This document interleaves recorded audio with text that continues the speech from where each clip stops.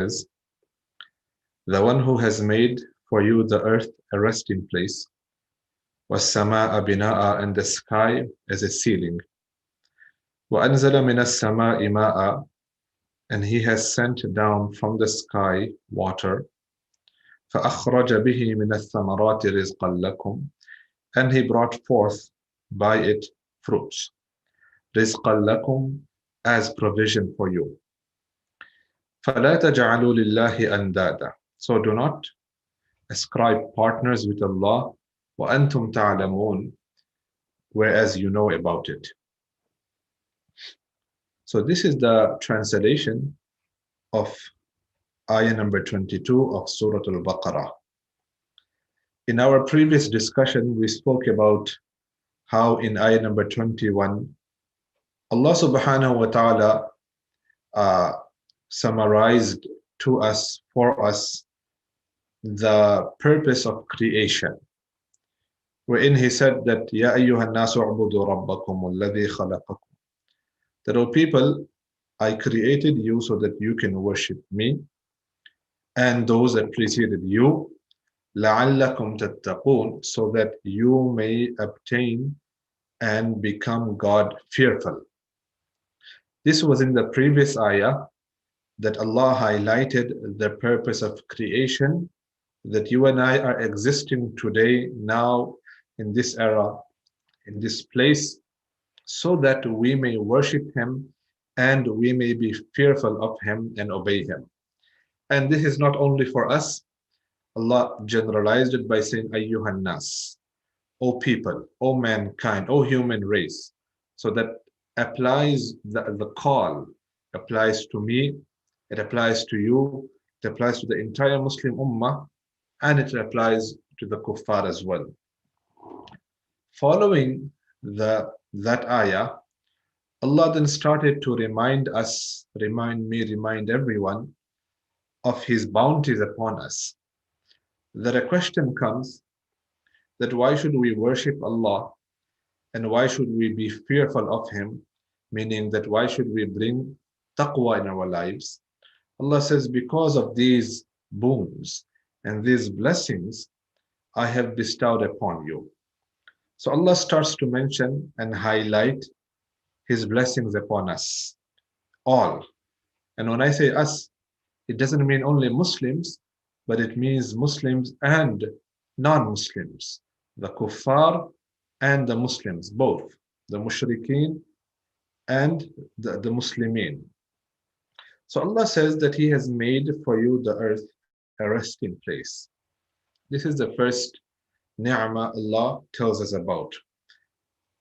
Allah subhanahu wa ta'ala, when He decided to send Adam alayhi salam to this world, after Adam alayhi salam and his wife, our mother Hawa radiallahu anha, ate from the tree, Allah subhanahu wa ta'ala said to them, قُلْنَا اهْبِطُوا مِنْهَا جَمِيعًا, that all of you now leave Jannah and descend from Jannah, and I am sending you to earth. Now Allah had a purpose behind that. When He created Adam alayhi salam, He was very well aware that Adam alayhi salam is going to make a mistake, after which Allah is going to send him on earth. So the earth was created much before, way before Adam alayhi salam. Allah knows best how many years exactly. That is in His knowledge. So Allah made this earth very conducive for us in every terms, in every way, that everything is available to us wherever we are. Basically, in this ayah, if we look at it, Allah summarizes the ni'mah, the blessings of the environment, and where we are sitting or standing or sleeping today. Allah starts off by saying that I made the earth for you a resting place. That is, it's perfect for human civilization. It is perfect for human civilization. So as far as the ground is concerned, Allah says it's a resting place. You're not going to have, issues. You're not going to have issues walking on the earth, sleeping on the earth, or building anything on the earth. Allah then continues by saying, وَالسَّمَاءَ بِنَاءً, and the sky as a ceiling. So it's protect when the sky is serving us as a ceiling, it's protecting us from outside, foreign objects. Just like you are in a home now, or in a building, or whatever place, you have a ceiling on top of your head, and that ceiling is protecting you from foreign elements. It is protecting you from foreign elements, from foreign harm. Similarly, Allah has made the sky bina, a ceiling for us. Allah then continues to say, وَأَنزَلَ مِنَ السَّمَاءِ مَاءً, He then sent rain or water from the sky. فَأَخْرَجَ بِهِ مِنَ الثَّمَرَاتِ رِزْقًا لَكُمْ, and by using the water, He has brought forth thamarat, fruits, or provision, as a provision, lakum, for you. Now, this is basically the end of where Allah stops mentioning the blessings in this particular ayah. Basically, what Allah is saying, that I created you, O human race, O humankind, I created you for my purpose. And everything else you see around you, beneath you, above you, is for you, so that you survive, so that you may eat, so that you may drink, so that you may breathe, so that you may have the sun in a very exact place or distance where it's not too hot nor is it too cold. And then at night you have the moon. Of course, I'm talking about olden times, where it serves as a light. It serves as a light for people who are traveling at night. So these are all a blessing from Allah subhanahu wa ta'ala. That is why there is a athar wherein Allah subhanahu wa ta'ala said that, O mankind, O son of Adam, I have created the heavens for you. I have created the earth for you. I have created everything for you, but I have created you for me. I have created you for my sake. So everything that is around us is for our sake, is for our benefit. But we, meaning as insan, as humans, we are to serve the purpose of Allah subhanahu wa ta'ala, which He mentioned in the previous ayah, u'budu rabbakum, that worship and do the ibadah of your Rabb. So, وَأَنزَلَ مِنَ السَّمَاءِ مَاءً. You see, this is a very unique blessing, because there are undoubtedly other planets. Because the objection could come that there are other planets wherein perhaps the first two boons, the first two bounties apply, and that is to have the earth, meaning you have a ground, and then number two is you have a ceiling. So that the objection could rise that applies to other places. But then Allah goes to highlight, and He excludes dunya, this world, the planet Earth, from the other planets, what is in our knowledge, what we know till now, by saying that you have water. You have water in this planet. Because without water, there is no life. As a matter of fact, Allah says in another ayah, وَجَعَلَ كُلَّ شَيْءٍ, that He gave life to everything from water. He gave life to everything from water, from ma. فَلَا تَجْعَلُوا لِلَّهِ أَنْدَادًا. So do not ascribe partners with Allah, وَأَنْتُمْ تَعْلَمُونَ, whereas you know it. How does Allah say you know it? It's because when we read all of these blessings, that is the earth, who created the earth, who created the sky, who sends down rain, who allows fruits and produce to come out from the land, it is Allah. When Allah is the one and only being doing all of this, then that is a clear message. It is a clear message that there is no other creator, there is no other deity, there is no other ma'bud who is worthy of worship besides Allah. Allah then continues in the next ayah, وإن كنتم في ريب مما نزلنا على عبدنا فأتوا بسورة من مثله وادعوا شهداءكم من دون الله إن كنتم صادقين. This is ayah number 23. In this ayah, Allah subhanahu wa ta'ala says, and if you are in doubt, وَإِن كُنْتُمْ, if you, في ريب, are in doubt, مِمَّا نَزَّلْنَا, what we have revealed, على عبدنا, upon our servant, فَأْتُوا بِسُورَةٍ مِّن مِثْلِهِ, then bring forth a chapter, a surah, similar to it, meaning to what the Quran has. On top of that, Allah says, وَادْعُوا شُهَدَاءَكُمْ, call your helpers. وَادْعُوا شُهَدَاءَكُمْ, call other supporters. مِن دُونِ اللَّهِ, besides Allah, إِن كُنْتُمْ صَادِقِينَ, if you are truthful. So this is a loose translation of ayah number 23 of Surah Al-Baqarah. Previously, Allah spoke about Himself, meaning the right to worship any deity, any being is only for Allah subhanahu wa ta'ala. In this ayah, Allah then mentions about the next part, and that is about Muhammad alayhi salatu wasalam and the book that was revealed upon him as a guidance. Allah in this ayah puts forth a challenge. He puts forth a challenge to mankind. Firstly, of course, to the Arabs who were living during the time of Rasul alayhi salam. He puts forth a challenge to them that if you think this book, the Quran that I have sent and I have revealed upon my messenger, my servant Muhammad alayhi salam, is fake, if you think it's fake, then I'm challenging you to do something. I am challenging you to do something, and that is create and produce a chapter, a surah, like the chapters or like the surahs of the Quran. If you think you are unable to do this by yourself, if you cannot do it by yourself, then what should you do? وَادْعُوا شُهَدَاءَكُم مِّن دُونِ اللَّهِ, call other people, call other who can support you and who can help you in this mission. In kuntum sadiqin, if you think you are truthful. This ayah, Allah subhanahu wa ta'ala shows, and He is proving that the Quran is a message from Allah.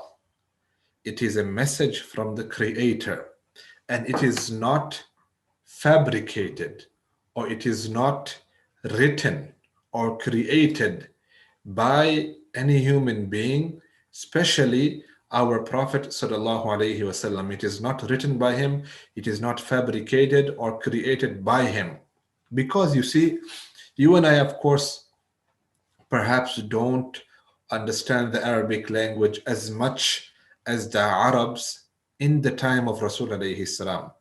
The eloquency of the Arabs of his time and the expertise in the Arabic language is unparalleled. Meaning the Arabs during the time of Rasul alayhi salam. So that means you and I, we can't really understand Arabic, nowhere near the level of the Arabs of his time.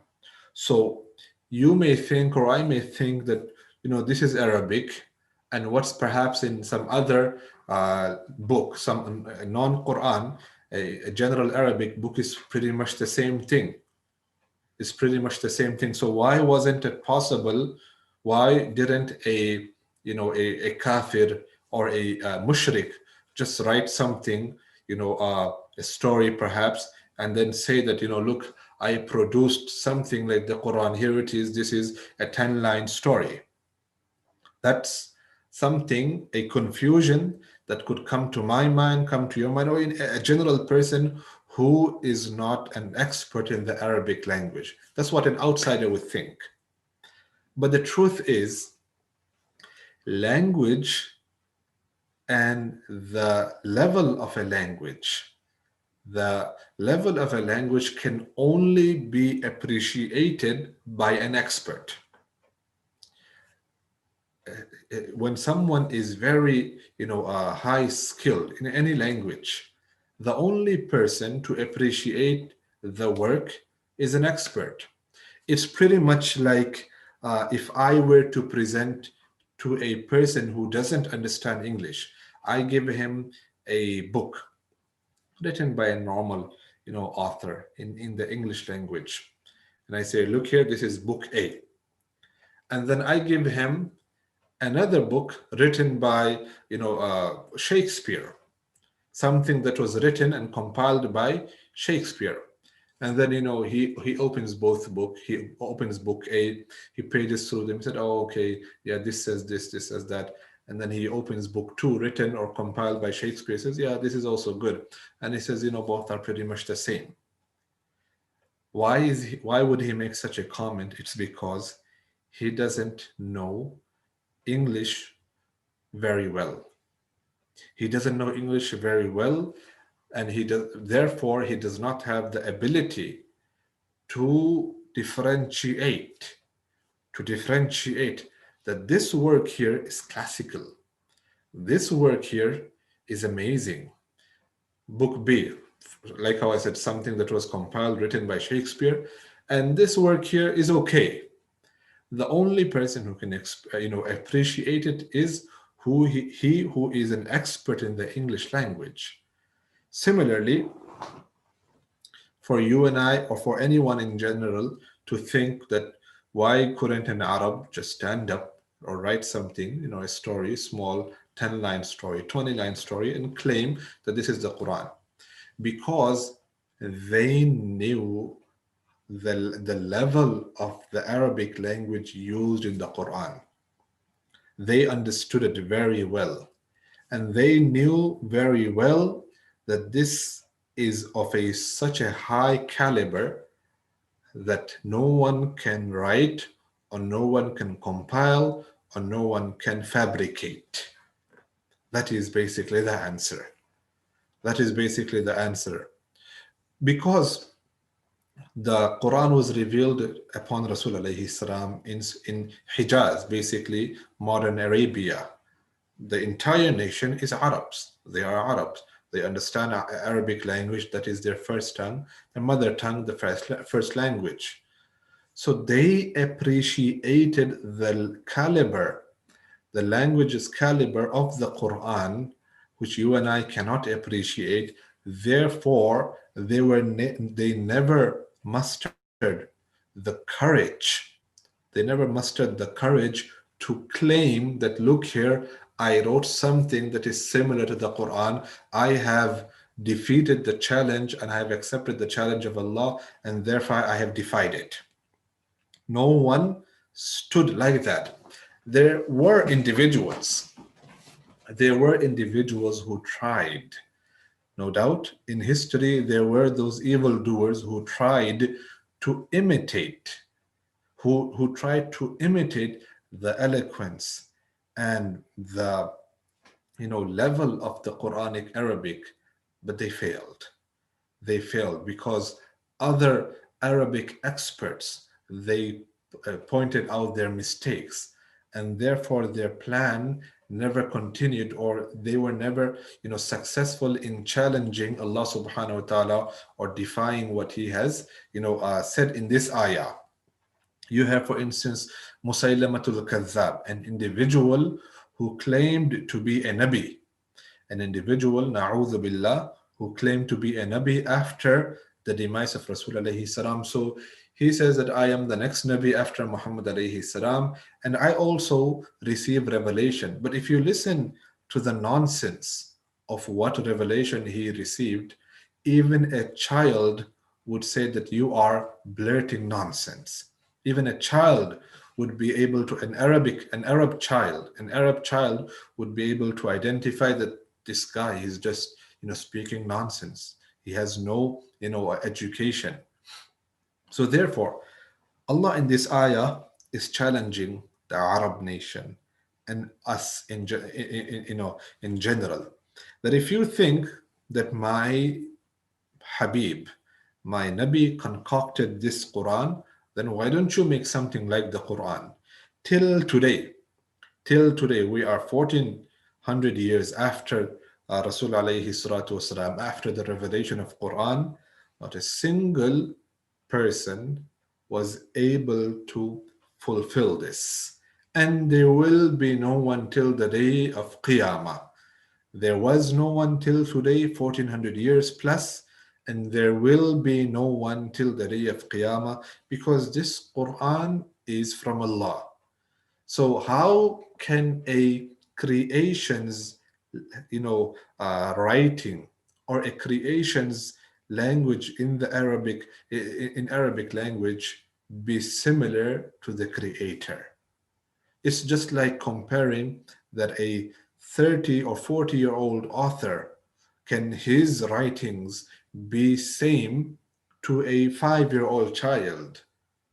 Although this comparison is between two creations, what I am saying has no comparison. It has no comparison. I cannot compare makhluk, the creation, to the khaliq, to the creator. You and I, we don't have any comparison to Allah subhanahu wa ta'ala. Allah has no comparison. He is la mithal wa la mithl, that he has no sample, no example, nothing like him, or anything of his power, of his qudra, of anything that is his attribute. Allah says, فَأْتُوا بِسُورَةٍ مِّن مِثْلِ, that look here, I'm not asking you much. Just bring one surah, only one chapter. And in the Quran, you have, for example, the smallest chapter of the Quran, Surah Al-Kawthar, إِنَّا أَعْطَيْنَاكَ الْكَوْثَرَ فَصَلِّ لِرَبِّكَ وَانْحَرْ إِنَّ شَانِئَكَ هُوَ الْأَبْتَرُ. Just 3 verses. 3 verses, Allah is saying that if you can bring to me a sample, a surah that is similar even to the smallest chapter of my book of Quran, I'll accept that this is fake. I will accept that this is fake. Allah knew, Allah knows that no one can do or produce anything like the Quran, even the smallest surah of the Quran, which is Surah Al-Kawthar. Allah then made it easy for the haters, for the enemies. And He said, وَدُعُوا شُهَدَاءَكُمْ. Okay, look here. I know very well that you can't do it yourselves. You cannot do it as one man. So how about this? Let me make it easy for you. وَدُعُوا شُهَدَاءَكُمْ مِن دُونِ اللَّهِ. Call other people. Form a committee. Form a group. Form an organization.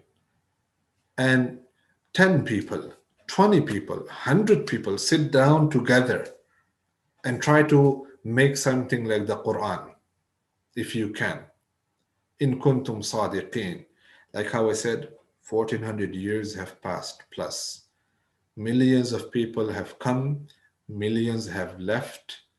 All of those people together, the enemies of Islam, not the Muslims, of course, the enemies, the kuffar, the mushrikeen, the Yahud, the Nasara, till today, despite their large numbers, and even in our time today, no one was able to produce anything, not even come near the Quranic Arabic. So therefore, what is the point?